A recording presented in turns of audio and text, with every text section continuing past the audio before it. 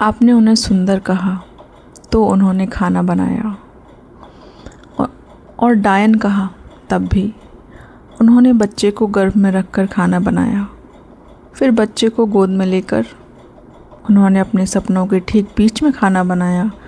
तुम्हारे सपनों में भी वे बनाती रहीं खाना। पहले तनवंगी थी तो खाना बनाया, फिर बेडौल होकर वे समुद्रों में नहाकर लौटी तो खाना बनाया।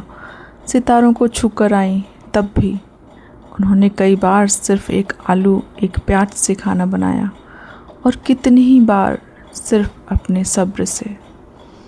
दुखती कमर में, चढ़ते बुखार में, बाहर के तूफान में, भीतर की बाढ़ में उन्होंने खाना बनाया।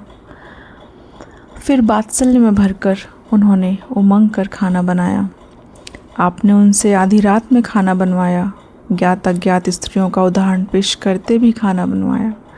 कई बार आंखें दिखाकर, कई बार लात मारकर, और फिर स्त्रियोचित ठहराकर आप चीखे, उफ इतना नमक, और भूल गए उन आंसुओं को जो ज़मीन पर गिरने से पहले गिरते रहे तश्तरियों में, कटोरियों में। कभी उनका पूरा सप्ताह इसी खुशी में गुजर गया कि पिछले बुधवार बिना चीखे चिल्लाए खा लिया था खाना, कि परसों 2 बार वाह मिली थी। वे क्लर्क हुई, अफसर हुई, उन्होंने फर्राटेदार दौड़ लगाई और सितार भी बजाया, लेकिन हर बार उनके सामने रखती गई एक ही कसौटी। अब वे थकान के चट्टान पर पीस रही हैं चटनी, रात की चढ़ाई पर बेल रही हैं रोटियां।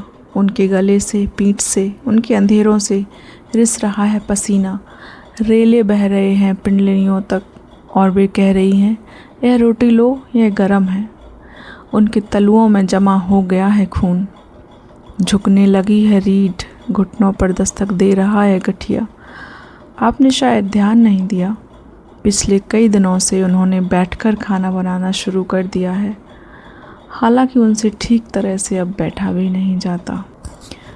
कविता का नाम है कुमार अम्बुज द्वारा लिखी गई खाना बनाती हुई स्त्रियाँ।